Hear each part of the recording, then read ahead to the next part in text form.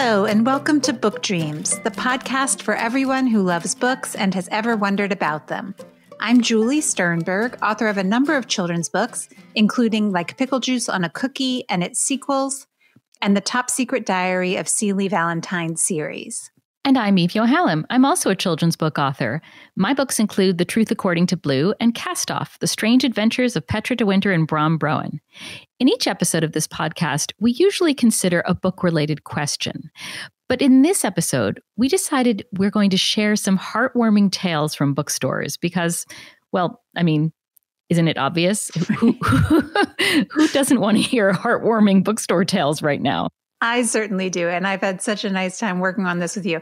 But we had absolutely an ulterior motive, a different motive with this episode. We wanted to learn about running a bookstore for our own purposes because we continue to be interested in that. And I read an article about two best friends who'd opened a bookstore together. And I just thought, oh my goodness, I must hear more. You sent it to me and I thought, how can we be them? Maybe they'll talk to us. And yes, and the owner of the bookstore did agree. Plus, we heard about nonprofit bookstores and we kept seeing mentions of one in particular in Winston-Salem. And we thought, what is that about? Right. So we interviewed our two guests and the heartwarming part was just a bonus. It wasn't the focus of the interview. But then we decided the heartwarming part was the best part, which is why we decided to focus on these feel-good stories for this episode. So first we spoke with VaLinda Miller, the owner of Turning Pages Bookshop, which is the only African-American female-owned bookstore in the state of South Carolina. It's also the second African-American-owned bookstore in South Carolina, alongside Malcolm X Center for Self-Determination in Greenville.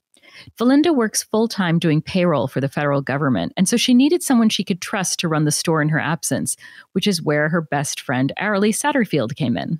Yes, and there are a few things that we should say before we get started, things that kind of come up a couple of times in the interview. So just to help make a little sense of it. One is Dave Ramsey. VaLinda is a huge fan of Dave Ramsey, and lots of y'all might already know about him. But just in case, he's a prominent personal finance advisor who advocates in particular for getting rid of debt. We should clarify too, she had two stores. First, one in Seneca, and now Turning Pages is in Goose Creek. Also, just a note, we recorded the interview a few days before the election, but for various reasons, we're airing it now. Okay, so enough with the caveats. Right. We started by asking VaLinda how she came to open Turning Pages, and here's what she said. I had a bookstore in 2014 in Seneca, South Carolina, and I was still working, and I would travel there on weekends and work. And, I've never had a bookstore. So I followed what everybody else said to do. Get credit with all the publishing and the vendors and go to all these conferences and buy thousands of books and then return them at the end of the month or the end of 60 days and buy all this kind of stuff. And I think in the fourth year, well, probably in the third year, I realized I could not afford this. I couldn't afford to quit my job. When we got to the fourth year, the landlord said to me, we want to move you out. We can move you someplace else, but we need that space and maybe it's time you leave. And you know how the light bulb comes on? I think mine came on and shattered and said, yes, it's time to go. Yeah. So I called my manager, who's my best friend, Erin Lee, because she was working there. And I said, sell everything. I don't care what price you sell it. We're closing down in 5 days. Wow. Mm-hmm. She did. She said, well, what am I going to do? I said, well, I have plenty of room in my house. You can, rent a room and I'll help you find a job. And we moved out March the 15th.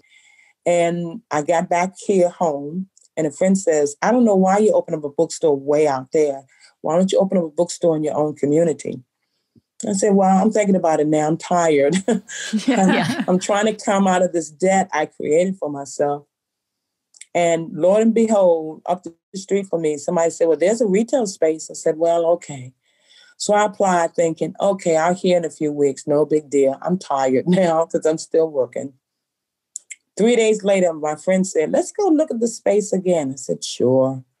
And when I called the lady to say, can I have the key again? She said, oh, I'm sorry, I forgot to tell you. the prior landlord gave you glowing reviews and he knew how much you were struggling going back and forth. So he told him, you might want her as a business partner. And sure enough, I got the space and I took my time. I had closed out all credit with every single person I've ever known mm-hmm. and continued on my Dave Ramsey plan. And I took the cash and I opened up the store June 1st. I shopped at thrift stores and Restore and IKEA. I love that store. Oh, yeah. And I had a garage full of books that didn't sell at the Booksmith. So I opened up accounts. I'm paying cash only. Don't want anything else. And one publishing company says, well, we'll give you a certain amount of books and you have 60 days to pay for it. I said, I'm not too happy with that because I'm only just starting to open. Yeah. And the first day, because so many of my friends from work and from the community and from the whole area came out to start to support me, it just took off. And I think it's because I knew the people in the community. And I knew the people around. And I had friends as far as DC going, yeah, you need to open up a store from your house. That was the beginning. And I didn't expect to make any money. I've only opened up June. And I think it would take us a year or two to get, into the swing of things. And I told my manager, well, you don't have to look for a job. Somebody's got to run the bookstore because I'm still working. I just said, you have a job. You ain't got to worry about it. Yeah, I love that. Let's talk a little bit more about your friend, Erin Lee. I understand that y'all are best friends. And I'm wondering what role books have played in your friendship. Well, when I met Erin Lee, oh my God, 15 years ago, 20 years ago, we attended the same church here. And we joined a book club here, a Christian book club at the church. And we got to know each other. And over time, I think in 2014, she had lost her job with the hotel industry. She got a job with a law firm, and she was very miserable there. And one day I said, well, I have a job. It's in Seneca, and you can live in the apartment that I was renting up there. So think about it. I asked her on September the 5th. I said, maybe in January you may want to move. But think about it, discuss it with your sisters and your son. And 2 weeks later, she called me up. She says, I'm ready. Wow. I said, did you pray on it? She says, all I did was pray on it for 14 days straight. She said, it's time. She knew. You were already here in your second store when the pandemic started, yes? Oh, yes. And because I learned the lesson from the first store to not open up accounts, to not have things on credit, when they told us we had to shut down the last week in March, I knew my manager, my best friend, was going to freak out because she said, well, what am I going to do? I said, well, you can help me with the website. You can tell me what books we need to get. We can discuss books and everything. And because we were shut down for over a month. Yeah, it's been so hard. Oh, yeah. And I got a very, very small PPP loan, but luckily we had money saved. Yeah. Did you two share a love of books before you ever worked together? Oh, my God. The conversations, we would read a book and maybe Netflix or somebody would have the movie on and she would be in Seneca. I would be here. We would be on the phone until 1 or 2 o'clock in the morning. Wow. Saying, that's not in the book. They did this. I mean, what's his name should have played that part? I don't believe it. And I would go, did you see that bastard in that book? Talking about Outlander. We didn't. Captain Jack Black Randall. Oh, gosh, yeah. There's just certain characters you go, oh, my God, I'm going to just dislike this man forever. And I'm totally with you on Captain Jack Black. Absolutely. A friend of mine saw me walking my dog. And she said, I saw you walking down the road, jumping up and down and, shaking your fist and everything.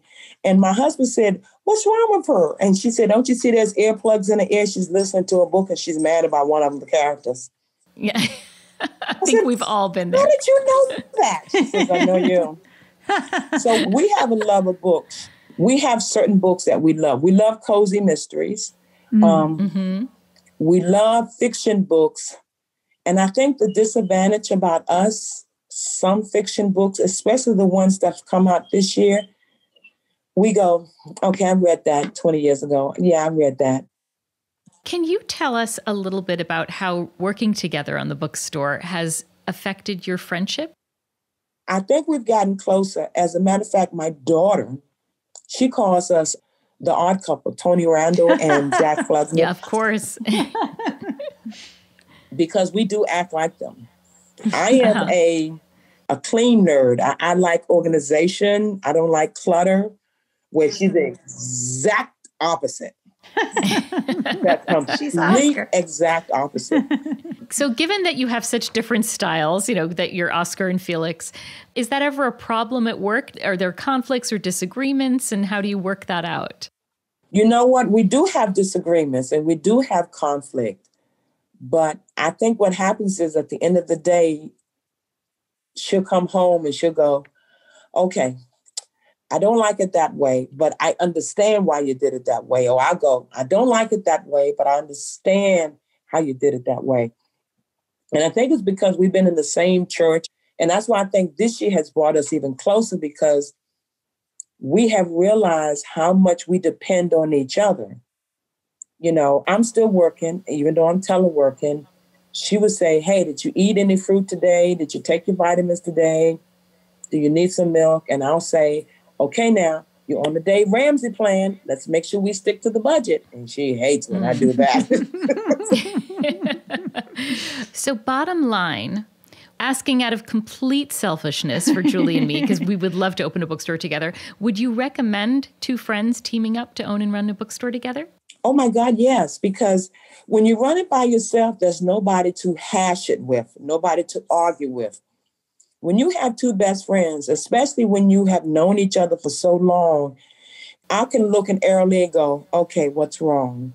There's nothing wrong. I said, I'm looking at your face. I'm looking at your eyes and your movement. And I know something is wrong or something is on your mind and you don't want to talk about it. When you have two people who are best friends or husband and wife or whatever, you got two different views and you got two people who will make sure the other one stays focused, stays on track.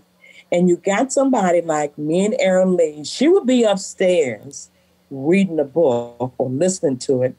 And I would say, did you get to this part? This is unbelievable. How can people do that? And then she'll be at the stairs screaming at the top of her lungs, I didn't get there yet. Give me a minute.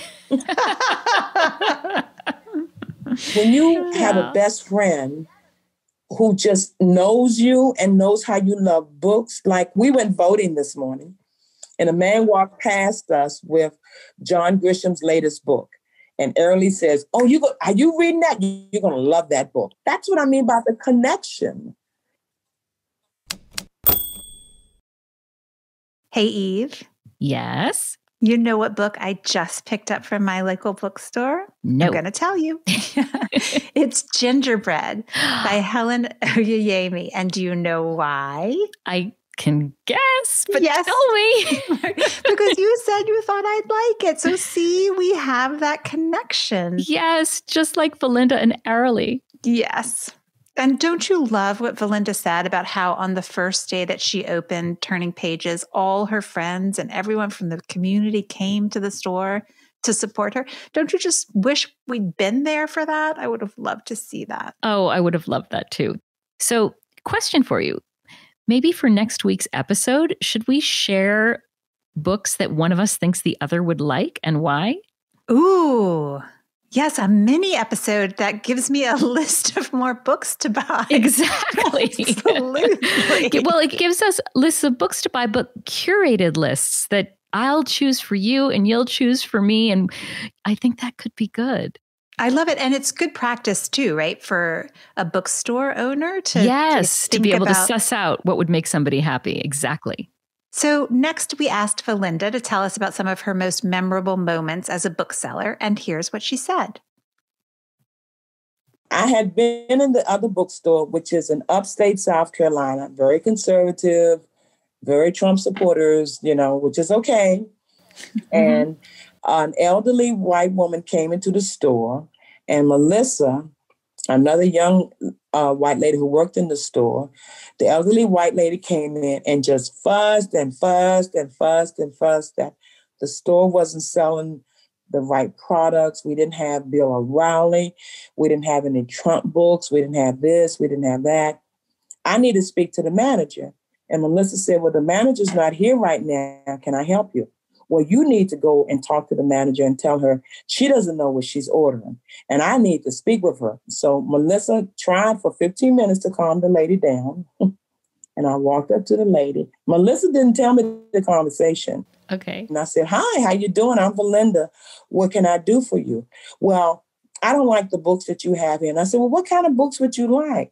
She said, I want to see Bill O'Reilly. I said, which one? He has about 18 out there. And if you like, we can order it. Well, why don't you have it here? I said, because he has 18 types of books and I cannot afford to buy all 18 because you may be the only customer that will come in here and buy that one book from here. We don't sell a lot of his books here. Well, and she just kept going back and forth, arguing with me. Once again, young lady, I want to talk to the owner of the store. I said, oh, I'm sorry. I am the owner. She literally turned blood red. Blood red. Because Melissa didn't tell her. And the rest of the staff and the rest of the customers are actually sitting there cracking up. Did you laugh? How did you keep a straight face? No, I kept a straight face. And I said, I am the owner. Well, where's Patricia? I said, I bought the store from her a year ago. Now I'm going to ask you again, what can I do for you? I have to go home and think about it. I said, I'm sure you will. I love that. It just frightened her. And I said, Melissa, she said, oh, no. VaLinda, I had to see this because I knew you. This doesn't bother you that some people don't like Blacks, they don't like Muslims. They don't. I said, no, my grandmother raised me. She threw down a box of crayons. She said, you see the box of crayons and all the different colors? I said, yeah. She said, that's how God made people. They don't want to face it, but that's how he made them. Yeah. Yeah.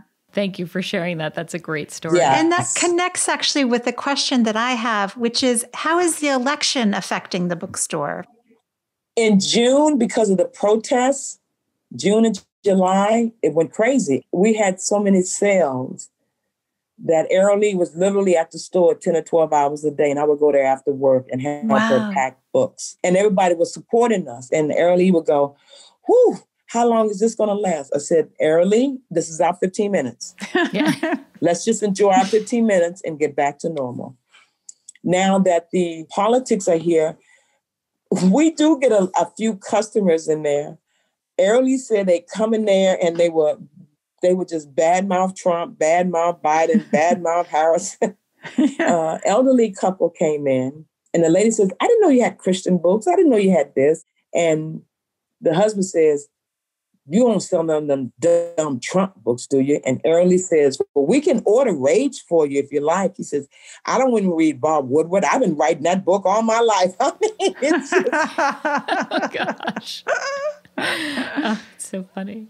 I know it's politics, but I'm going to be like my grandma used to say, honey, we're not in control. God is. Let it go. Let it go. Whatever happens, happens. You just stay on your path and you just keep on going and you do the right thing. Wouldn't that be nice if I could do that? If I could let it go? Yes. I need those words. Let's pretend it's not in the middle of COVID. What kinds of things do you do to build community?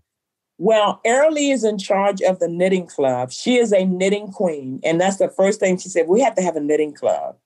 And we have gone to the college to say, do you have any art student that would like to display their art in our store and tell their friends? We have a women's club and a men's club, and we keep them separate where we say, we're going to shut the door, have a glass of wine, and we have some hors d'oeuvres for them to sit there and talk about whatever you want to talk about. And the first time we had a men's club, I think 3 men showed up. And the guy said, I just came for the beer. I said, that's fine. You can come for the beer. But by the time me and Erin Lee started talking to him, he started talking. Yeah. We also offer services to the elderly. Like a lot of elderly do not know how to use a computer. So we offer to help them fill out applications on to get Social Security and veterans benefit. Because I've worked for the federal government for so long, I know where all the services are and what links to use. So we help them. We got a girl that will come and tutor students if they need help. And one parent says, well, how much does it cost? I said, well, it's $5. She said, that's it? I said, well, we're trying to get the community in here to show you guys we're not about money. Mm-hmm. We're about helping each other. The Chinese restaurant next door to us, we got a great relationship with them. We just walk next door and they say, tea or what you want. And we say, okay. Now, what they started doing, they come over, okay, my aunt wants this book and my grandmother wants this book. The latest Captain Underpants comes out December the 1st. And we told Queenie, who's next door in the Chinese restaurant, okay, we put in the order for your son. She said, oh, thank you. Because I'll never live that down. I'll never.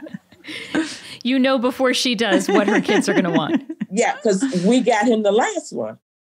I love that the bookstore is becoming so much more than a bookstore. Yeah. Okay, I have to confess that talking to VaLinda and editing this episode, it feels a little whiplashy, to coin a term. Yeah, because you and I had done some research, right, in January into what it actually takes to open a bookstore. And we had decided it is a lot. Yeah. Probably best to hold off a little. But then when I hear VaLinda's stories and I really think about them and I feel that heartwarming feeling, I want to go open one right now, right down the street. I just want to go. Totally.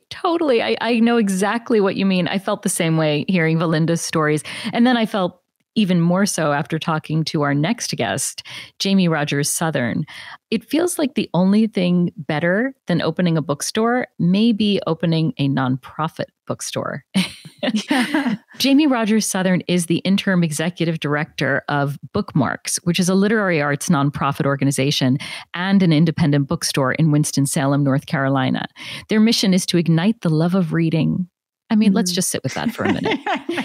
Their mission, we could have a mission to ignite the love of reading. What could be better? It's a superpower. Yeah.